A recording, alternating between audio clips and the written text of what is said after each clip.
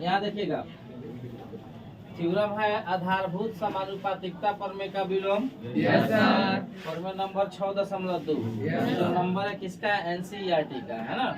उसी दिन बताए थे कि एसएफ में कुछ अलग होता है, भारतीय भवन का अलग होता है ना। और एनसीईआरटी में प्रमेय नंबर कितना है, 6.2। देखिए थ्योरम है जी कि यदि एक रेखा किसी त्रिभुज की दो भुजाओं को एक ही अनुपात में विभाजित करे तो वह तीसरी भुजा के समानांतर होती है। ठीक है, अर्थात कहने का अर्थ यह है कि यह त्रिभुज ए बी सी दिया है ना। तो इस त्रिभुज में क्या करते हैं, किसी एक भुजा के है ना, नहीं तो यदि कोई रेखा किसी त्रिभुज की दो भुजाओं को एक ही अनुपात में विभाजित करे, देखिए तो यहाँ क्या करते हैं, एक रेखा ले लेते हैं हम, यहाँ डी लिख दिए और यहाँ क्या हो गया, तो डी जो है इस ए बी को कहाँ काट रहा है, डी पर, और ए सी को कहाँ काट रहा है, तो जब काट रहा है तो यह ए बी और डी जो है समानुपाती विभाजित हो जाएगा। तो आपको सिद्ध करना है कि यह समानुपाती करने वाली रेखा जो डी है यह इस तीसरी भुजा बी सी के समानांतर। ठीक है, अर्थात इस थ्योरम में है इस भुजा को और इस भुजा को समानुपाती दिया गया है और आपको क्या करना है, डी को बीसी के समानांतर दिखाना है। ठीक है, बोलिए। और वहीं जब 6.1 हम लोग पढ़ रहे थे तो उसमें क्या था, इस समानांतर दिया हुआ था और समानांतर देने के बाद बताता था कि डी जो है इस ए बी को डी पर और ए सी को ई पे काट रही है। यहाँ से काटेगी वहाँ से भुजाएं समानुपाती हो जाएंगी, अर्थात इसके ऊपर का भाग नीचे का भाग करके बराबर अनुपातिक हो जाएगा। तो उसका जस्ट उल्टा, क्योंकि इसका नाम ही विलोम है। विलोम का मतलब क्या होता है, उल्टा। तो जब विलोम में हम लोग जाएंगे तो निश्चित रूप से देखिए कि इस भुजा को और इस भुजा को समानुपाती करने वाली जो रेखा यह डी है, डी को आपको इस बीसी के समानांतर दिखाना है। क्लियर? चलिए तो प्रमेय बनाते हैं हम लोग, तो सबसे पहले क्या लिखते हैं, क्या लिखते हैं, लिखेंगे ना। चलिए तो दिया गया है लिखिए, तो हम बोल देते हैं, आप लोग फटाफट हेलो लिखवा दिए हैं। तो चलिए जो नहीं लिखे हैं वे तो लिख लें कम से कम, हैं। चलिए लिखा जाए, दिया गया है कि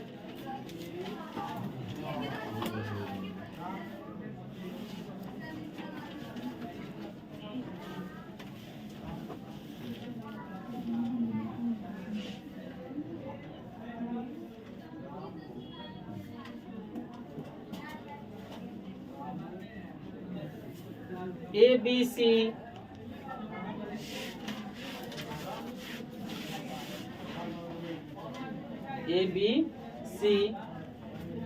त्रिभुज में कॉमा दे दीजिएगा, रेखा डी ई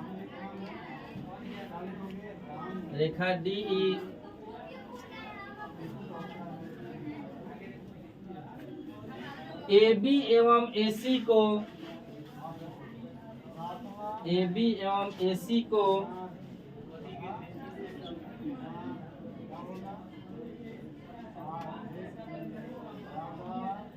क्रमशः डी एवं ई बिंदु पर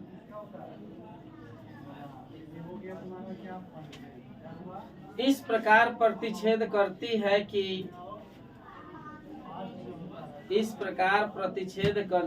कि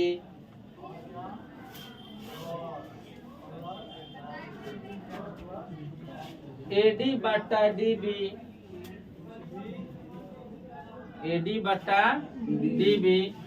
बराबर एसी बट्टा ईएफ, नहीं ए बट्टा ई बट्टा हो गया। अर्थात आपको लिखाया गया है कि एडी बट्टा डीबी बराबर ए बट्टा ईसी। ठीक है, आपका प्रमेय बता रहा है कि एसी बट्टा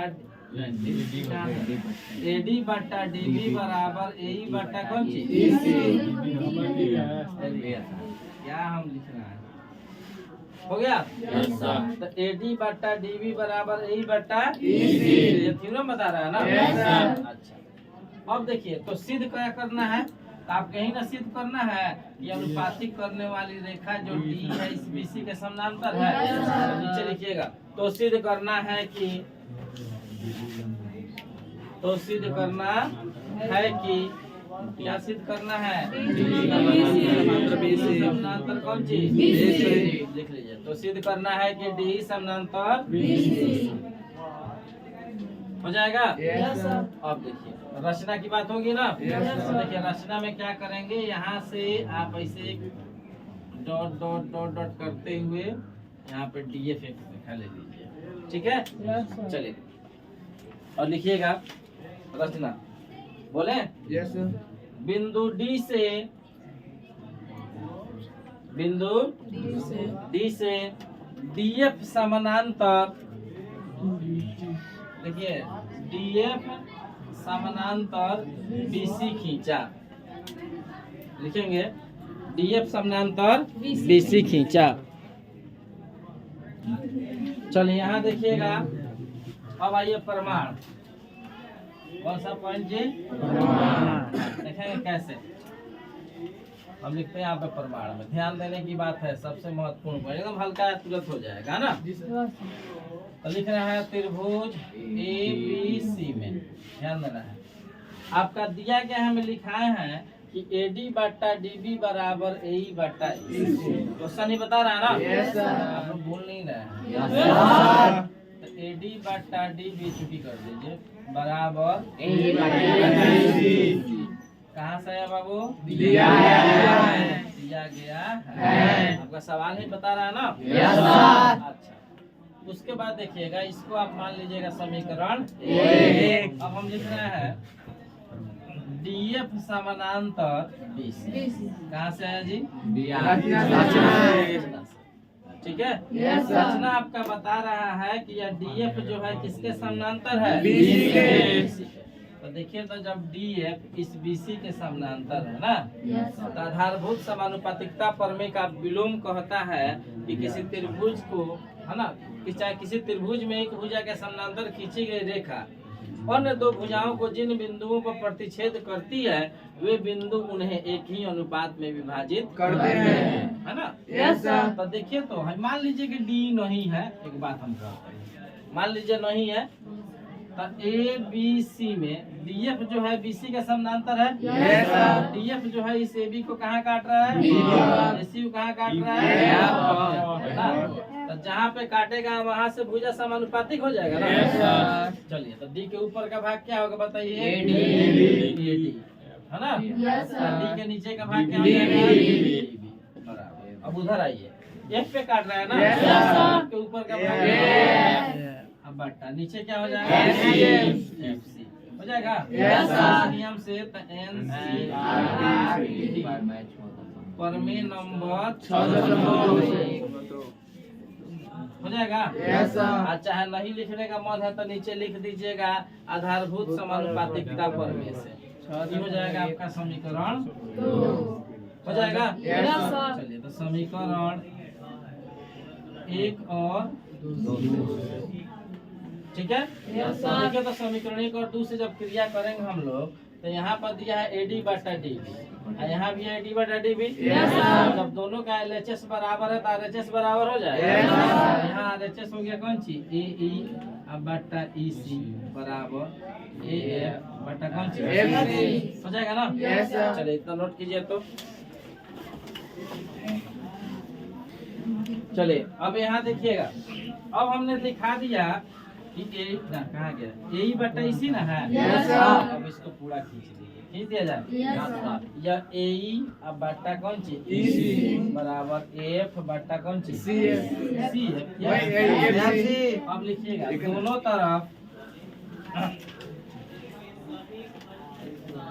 दोनों तरफ एक जोड़ने पर, कितना जोड़ने पर, एक, अर्थात इधर भी एक जोड़ दिया जाए, उधर भी बोलिए ना। इधर भी एक जोड़ दिया जाए, ठीक है। बोलिए। देखिए कोई भी काम करना हो तो बराबर के दोनों तरफ काम कीजिए, कोई प्रॉब्लम नहीं। एक तरफ कीजिएगा कोई ना कोई नाराज आपसे हो जाएगा ना। चलिए तो यहाँ हो गया कौन सी जी, ए ई अब बट्टा कौन सी, जो 1/1 हो जाएगा। बोलिए। इधर आइए। ए एफ अब बट्टा कौन सी,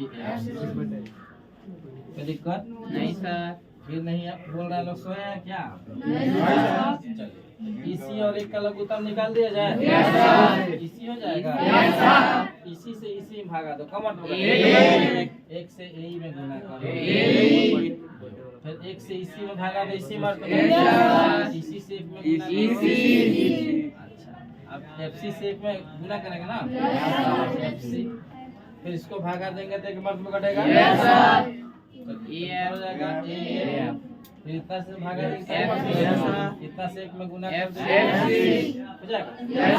अब समझिए यहाँ गया ए ई जोड़ इसी, मतलब ए ई में इसी जोड़ देना। देखो तो ए यहाँ से तक ए है, इसी नहीं ना है।